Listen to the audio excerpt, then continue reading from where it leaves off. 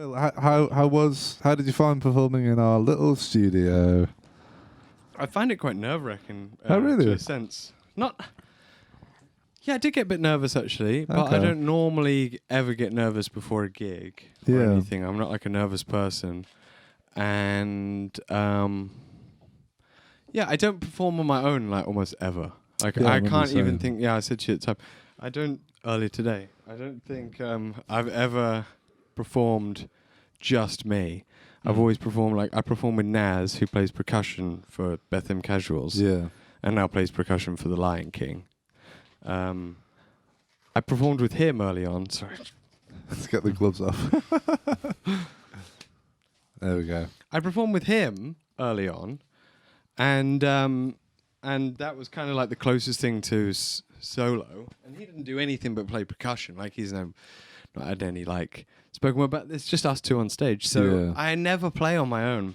And I was gonna like bring like a tape deck and play some stuff out of tape deck that I'd recorded to tape, but I don't know. Someone said don't do that because you never play on your own. So I thought I might as well do it on my own. It's only 3 songs, Yeah, yeah.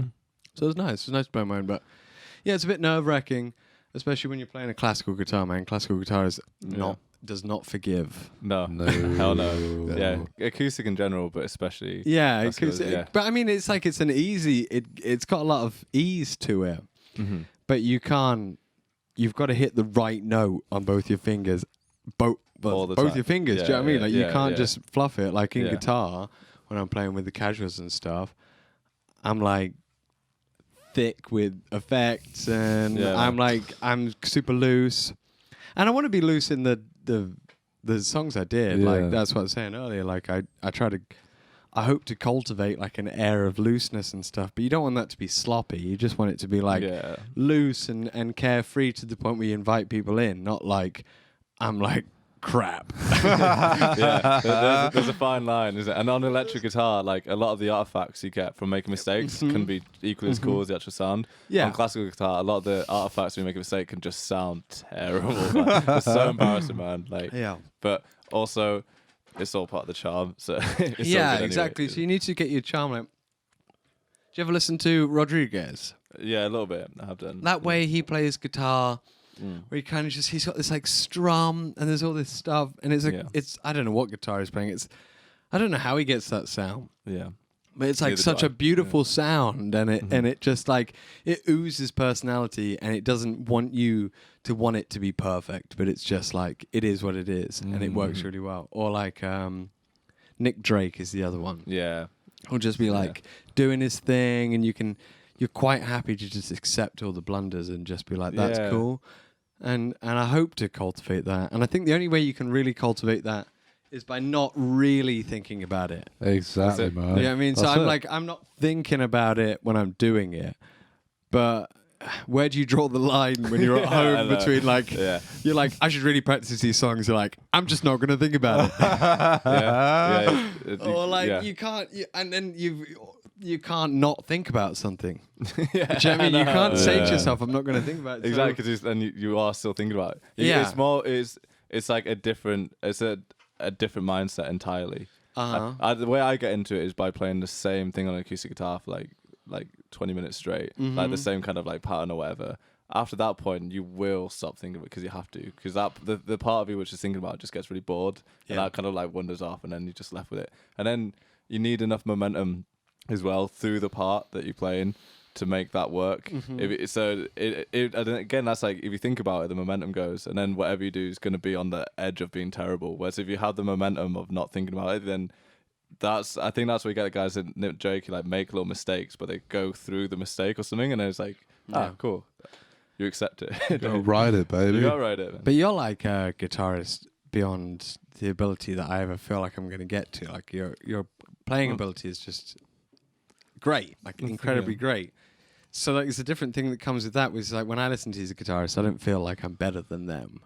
I'm not saying that you feel like you're better than them, but you definitely know within yourself that you have a musical ability beyond this, and that they're like tapping into something that's like lower than your musical ability, if that makes sense. They're like tapping into something that you surpassed technically long ago. But you need to like go back and reevaluate how they're playing that. For me, they're just at the same level as me, and I'm just trying to like cultivate a whole personality like they do. Yeah. For you, it must be something different, which is like to go back and reevaluate these amazing abilities that I've got myself. Yeah. And how am I gonna Exactly. how am I gonna translate more? Because they and I mean, it's a bit of a kick in the nuts in a sense, which is like these people are like not that good technically, but they seem to just give something to the audience which I don't seem to be able to give. Yeah, exactly. That's the madness of it. It's like reverse engineering it. Yeah, it's like holy shit, and then it's like, wait, what in my musical practice? Just the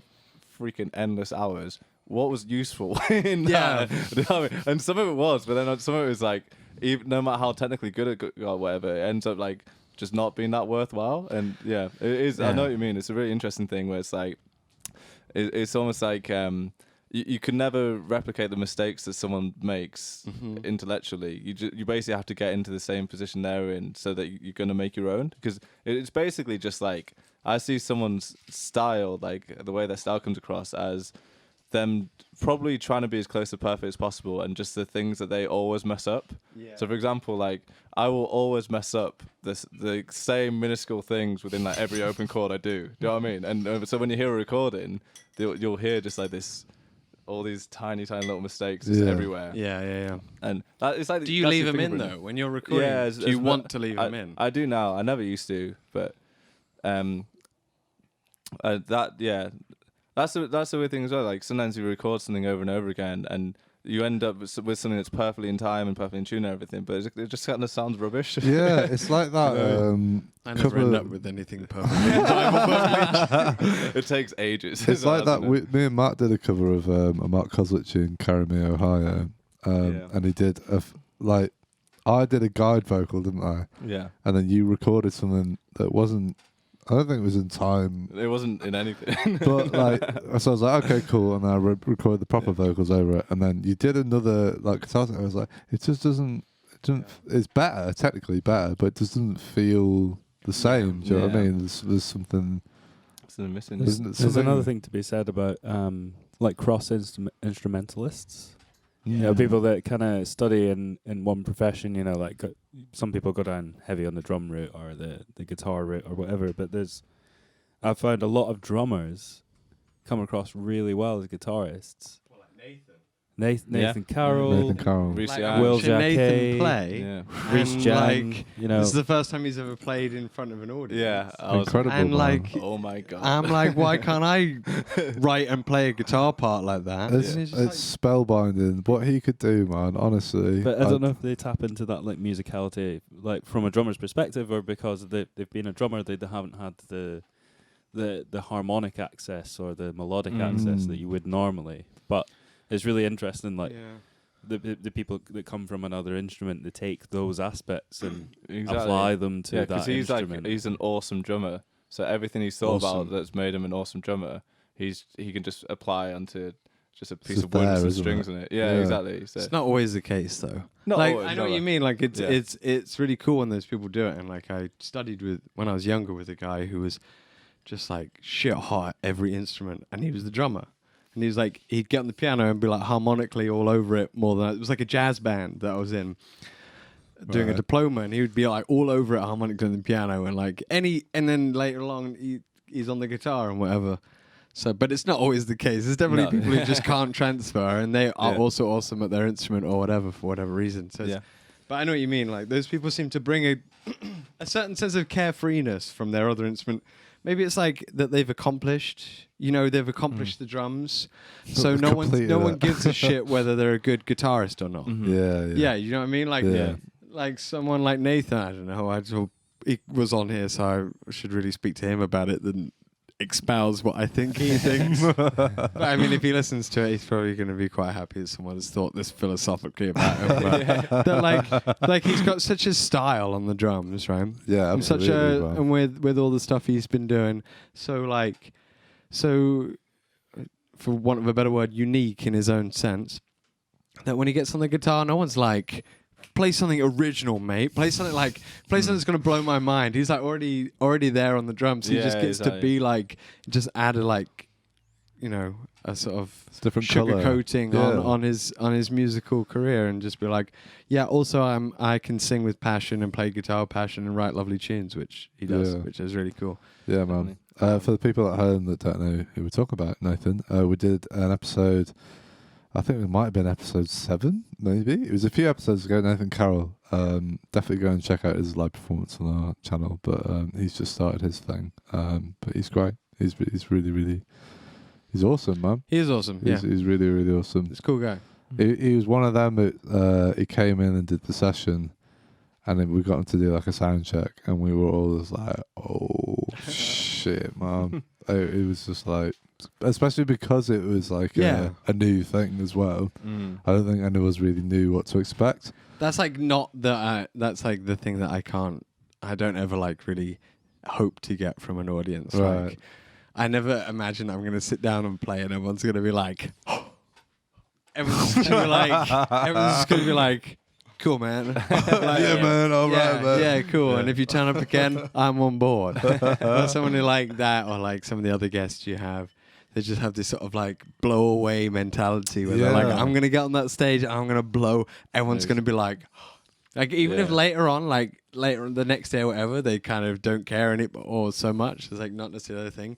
Those musicians that we know and some people who like play with such heart and stuff, they're like, their aim is just that for one night they're going to blow someone's mind. Yeah. And whether that person cares that much afterwards, not so much. But like, I'd love to do it, but I feel like that's a long way away from where I am right now, is to get on stage and blow someone's mind.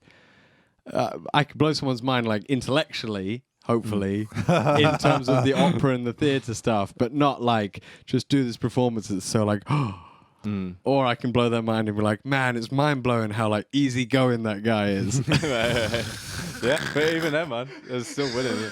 But it's a different kind of it's a different kind of mind blowing though, because I remember when I watched you guys Casuals for the first time. It was in that, I can't remember what the venue's called, but it's shut now. It was up Kotal. It was like upstairs, and it was like Wander Inn. It might have been, yeah, it's Wander Inn. I remember that gig. That was a really, and Lady Lamp. Yeah, okay. Did he play in the hallway? Yeah, that gig. That was our EP launch. Yeah. Yeah, I remember going to that. I'd never seen you guys before, and I didn't know what to expect, and I was like, I was blown away, man.